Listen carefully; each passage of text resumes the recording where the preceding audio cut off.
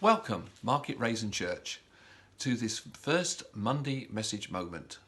The plan is to do one of these every Monday with someone from the wider leadership team or someone else. We hope, meanwhile, that list of jobs that you had is getting smaller.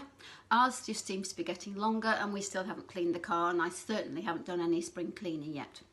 But let's suggest something that we can do during this time, whether you're staying at home or whether you're still working. In Genesis 26, we read of a time of famine, a desperate time of famine. The land had been devastated. In verse 12, though, we read this. Isaac settled in and made a place for himself in the land, sowing seeds and reaping 100 times what he had planted that year. God indeed put a blessing on him, and Isaac became very rich. He prospered more and more until he became enormously wealthy. Okay, so this is definitely a time of crisis and a time of famine in some places and some things. What are we going to sow at this time? First of all, we can sow into ourselves, we can sow into our church and our church family, and we can sow into our town or village, wherever we live. Let's look first of all how we might sow into ourselves. A really good way is to spend time reading the Bible. How often have you said to yourself, wouldn't it be good to have more time to be able to read the Bible? Well, we've now got that time. Here's a thought. If you spent 1 hour per day for 72 days, you would probably have almost certainly read the whole of the Bible. It's less than 12 weeks. So, here are some suggestions. If this is new to you, and it may well be, then start with perhaps one of the Gospels or one of Paul's letters. Many of you might already use a reading plan.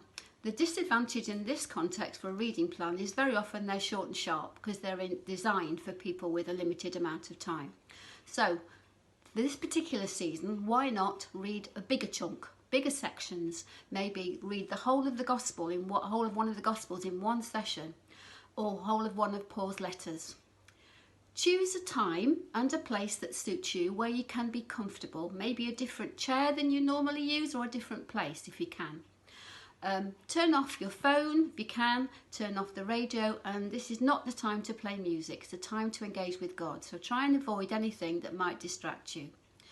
If possible, and you can do it, then read the Bible out loud and slowly. That really makes such a difference, and this will help you focus on what you're reading.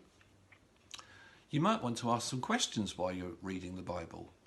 What is God saying to me through this passage?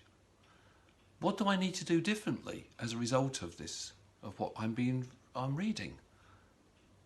Maybe you could make some notes. Get a notebook, find a piece of paper, make some notes on what you're reading. That helps too. If there's something you're not sure about, write it down. You can send your questions to Mike. I'm sure he'll happily answer them for you. Above all, expect God to speak to you. Sit still long enough to let him speak to you. This is an opportunity also to try out other versions of the Bible. On the internet, there's a good site called Bible Gateway. It has lots of the different versions. So when you're reading a passage or you're perhaps not quite sure, look at it up in the different versions because it has the NIV, it has the ESV, it has the Voice, and it has many more.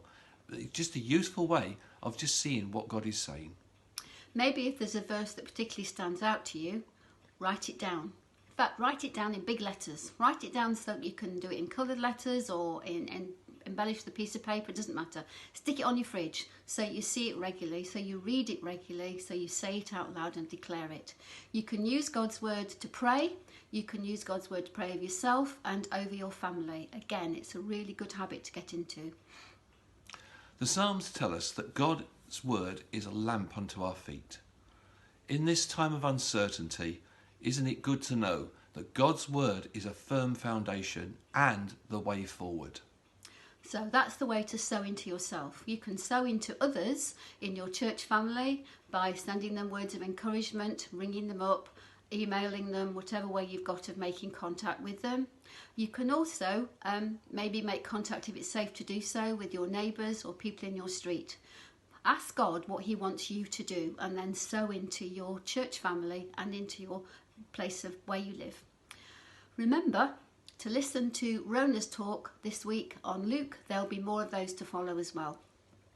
Finally, spend some time this week taking communion. Even if you're on your own, it's still good to spend that time with the Lord. So, every blessing and goodbye. Bye. Bye.